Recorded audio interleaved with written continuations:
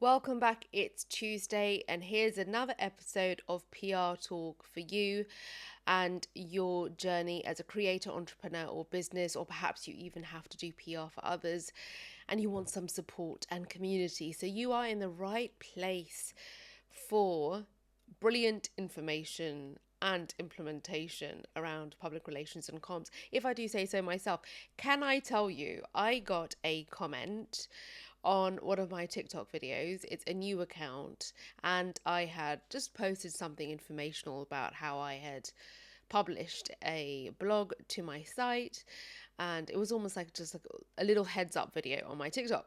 And I got this really interesting comment. Well, it's a comment. It's hate, basically, which I love.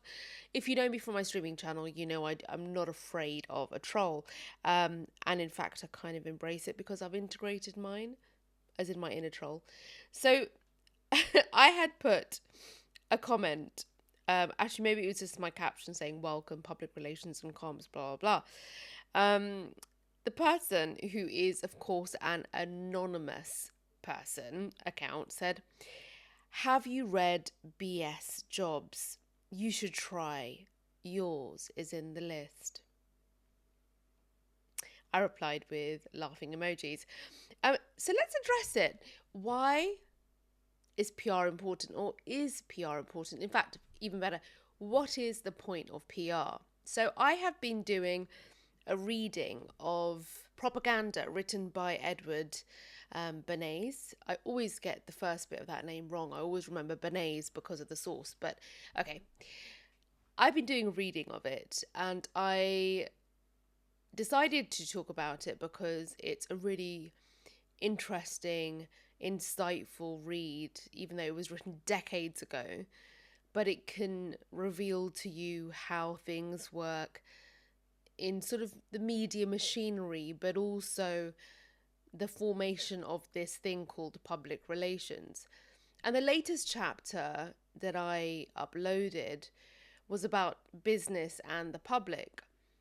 And in the chapter, it talks about, I'm doing my own summary. Once business as a phenomena begins to interact with the public, it can essentially direct it and influence it in order to benefit its bottom line.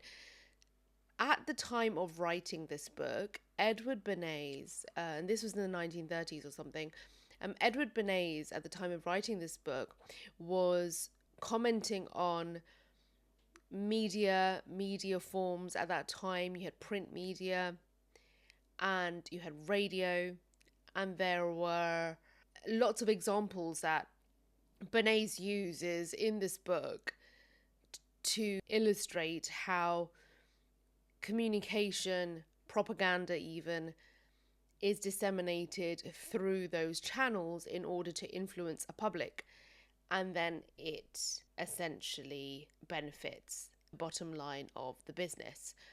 We know that now. At the time that the book was published, presumably it was quite a eye-opening sort of revelation, but it essentially talks about public relations. It talks about the sort of practice of it, the discipline of it, and why it's needed. I wouldn't have replied to this commenter with that long answer, but I would talk about it here to use it as a reminder for why this arbitrary thing called public relations and comms practice exists, why it's useful and valuable, and how you can use it for yourself. Now, if we use that example from Bernays, public relations and comms is a way for business, enterprise, you to connect with your desired audience and influence them to essentially buy your product. That might almost get absorbed into sales and marketing. And it's easy to kind of plonk things into that pool of things that businesses have to do. But if you know, sales and marketing are their own disciplines and they have their own place. Comms and PR have a position to not only influence, but to enhance the reputation of a brand. The brand, entity, person, company, product, service. It's almost like the undercurrent or the underbelly to everything, or the foundation, or it's working in parallel to sales, to marketing. Here's an analogy. You have a person who is trying to sign you up to contribute and donate to a charity, and they arrive at your doorstep. And I remember doing this at some point 20 something years ago. I used to volunteer. No, it wasn't. It was a paid job having to fundraise for, I think it was ActionAid at the time. I think I was on Knightsbridge or High Street Kensington, and I had to, yeah, that was an interesting time. Anyway, I think I only managed like a month or two of it. But you see this fundraiser, and they've got their clipboard. They then take you through their funnel, their sales funnel. I know it's donation for a charity, but essentially, it's sales, because they're getting you to sign up to not a subscription, but sign up to donate every month via direct debit. And so what happens is they are sort of going through a sales script that has been written by trained sales and marketing people. And I know from having worked in telesales back in the day, Kingston, oh my goodness, I sold accidental death insurance. When I was having a good day, and I didn't know about my neurodivergence back then, but when I was having a good day, I was on fire. I was at the top of the sort of like leader, sort of like, what do you call it, board. But when I wasn't feeling, like when I was just off and dysregulated, I didn't know what that was back then. It was the late 1990s. I was so off. But anyway, we knew what the script would be for all of the sort of like rebuttals that we could get and the features that we would have to sell. When we are writing a script and a narrative for sales and marketing, at some point, if you have a comms team, if you have comms people, they might sort of input at some point, because it's helpful to have that discipline. Why? Why is it separate? Because the comms team will be very mindful of the language that's used that represents the brand. So there will be almost like a codified way of speaking. They should be, or there will be special terms that the brand will want to use, and some terminology the brand wants to completely and utterly avoid. There's some ways of describing things that the brand will want to sort of adhere to, and others that you want to make sure you don't, because again, comms teams anticipate reputational risk. And so saying something or doing something that could potentially present risk to your reputation in the future is something that comms teams and PRs have to know and anticipate. And this what we do as part of our strategy planning and everything else. So when you see that fundraiser, you're seeing a sales script. It's largely created by a sales team, might have had some input from a comms team. But when you go to the site might have been built by a sales and marketing team who know how to build those sites out with the funnels and all the rest of it. But the branding, the copy, the copywriting, all of that kind of stuff that reflects the brand or the charity, whatever it is, would have been created by a comms team. So the impression that you get, the representation of the brand, all of that is usually carefully crafted by a comms team and by public relations. And to continue to be almost reminded of what the brand and the entity is about, that's where newsletters come in. That's where you will get special responses on social media. Those people sit within comms teams. It's reactive but also proactive. So it's not just people who are replying to critical tweets. It's also people who are very much trained and prepared to use the right information and terminology and vocabulary to communicate as and when is needed on behalf of the brand and the entity. The proactive bit is planning things in order to influence, in order to get the result that you want.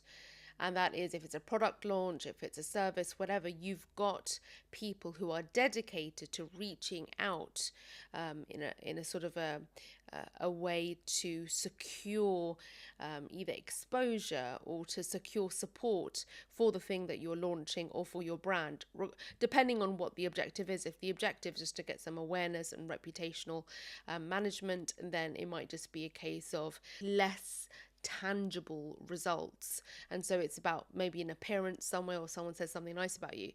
Something more tangible might mean clicks on something, registrations on something, actual purchase of something. And then again, with purchasing, you'll probably get some input from sales and marketing. A lot of creators and entrepreneurs, you have all the hats on. So if you're selling a webinar, or you're trying to sell out an event, or you are trying to get people to sign up to your course, what you're doing is you've got your sales and marketing hat on, but also because you're having to do the copywriting and the script creation, you've got your comms hat on. So you don't realize you're doing it, but you are doing it. And everything is up in here.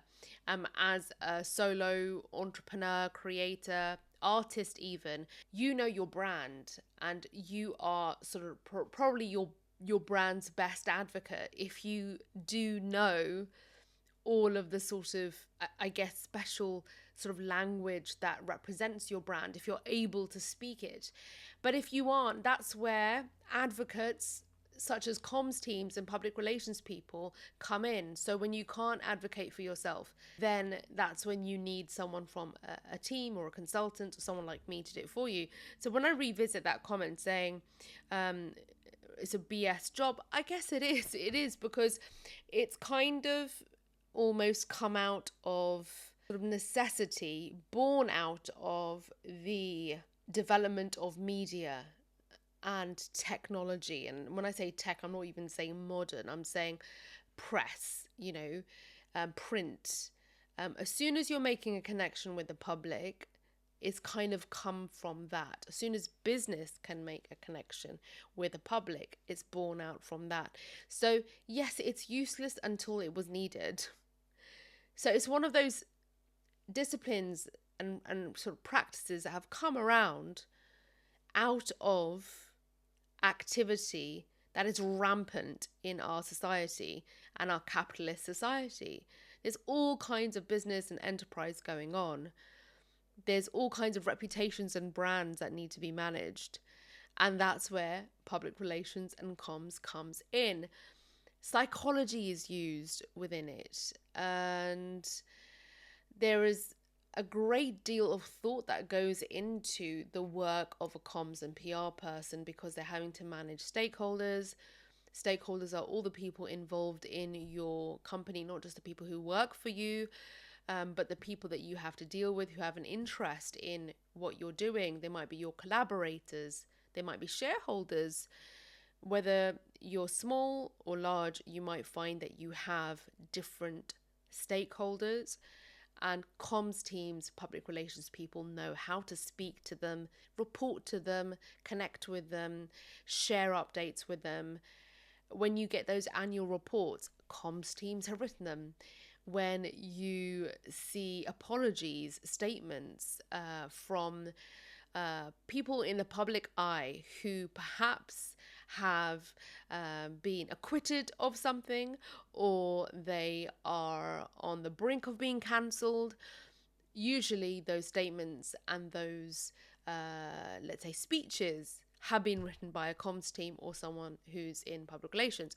When I say PR and comms, it's the same thing, but for some reason in government it's used sort of like comms, but then in private, sort of in the private sector, it's comms and then there's PR. So it's I'd prefer to just use comms, but sometimes that also gets confused with telecoms. I remember at one point when I was telling somebody what I did, they were like, "What, telecoms?" I said, "No, comms is in public relations." And they're like, "Ah, public relations." And I was like, "Okay. Marketing? Oh, yeah. So you do what, social media?" It's part of it, but anyway. So if you know, you know. If you don't, then you need to be told about it and it need to be explained.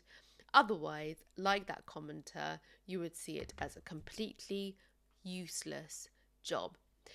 In some respects, you could see it becoming useless in the sense that if you can connect directly with your audience through your social media channels and any other channel that you communicate through, what's the point of having somebody to do that for you? Well, that's where you need people to do the thinking for you, to plan for you, to be aware of all of the nuances, who can zoom out for you. Because when you are a CEO, a founder, when you are the creator, when you are the person in the front seat doing the creating, it's really hard sometimes to zoom out. In fact, it's impossible a lot of the time. I do PR and comms for other people and I do it so efficiently and well, but doing it for myself, oh my goodness me, how long is it taking me to put together an EPK, an electronic press kit? Some people don't call it that. Maybe it got outmoded. But anyway, I have not done this for myself yet, and I need to circulate it with potential partners and collaborators, and to send it to people who are reaching out to me, not necessarily for this channel yet, but for my other channel. So doing it for myself is really hard because I'm always in it. I can talk about the thing, I can create around the thing, but when it comes to PRing and commsing myself, that's not an official description. I'm just using it right now for the purpose of this point. When it comes to having to do that for myself, it's really hard. So that's why people then recruit a consultant, somebody who can zoom out, step back. It's almost like, you know, when you have a cleaner or someone come in to declutter your space, you can't see things as well as an objective eye can when they come in. And you think, gosh, how did they do that so quickly? It was taking me so much time. I think that's the best way that I can describe it. Comms and PR people can come in and take in the whole picture, and they can extract what's the most important thing, and they can basically refine, crystallize, just bring things together in such a concise and powerful and effective way, and then have the ability to always keep an eye on things and an eye on your risk. They can plan for you. They can be really strategic. And as a systems thinker practitioner, I also have to do that zooming out thing. And that's part of my work as a strategic consultant, is I can zoom all the way out in order to look at the entire picture and to get a sort of the best view of what's going on as possible right now. And then you've got to iterate on that. You can't just stop, because things are constantly changing and evolving. So you've got to iterate on that planning, that zooming out, that modeling almost of the situation. And it's very similar to public relations. And I don't see any other discipline being able to do that. And so that's why my friend who put that in the comments, it's not the most useless job ever. Some of the most useless jobs ever. I'm not going to say it. I'll say it. What's an influencer? Kidding me. I'm kidding. I'm kidding you. I'm kidding me. But we know that's changing as well. Have you seen the things that are being said recently about digital AI influencers, and how brands are just, I think, was it Gary Vee talking about this, how brands are fed up of having to deal with the dramas and the irregularities and the unpredictability of human influencers, that they'd rather deal with an AI influencer. It's going to come. By the way, I'm finally reading Gary Vee's book, and I will have a review for you ready over here. But for now, I've gone over my 20 minutes, I think. This was episode 3, I think. I'm so glad you're here for PR Talk. There are instructional and implementational videos available. They're shorter, and there'll be streams, and then this podcast. For more information, if you want to get involved in a direct coaching call, then click links, and also sign up to my waiting list for training and courses. And I'll see you in the next one.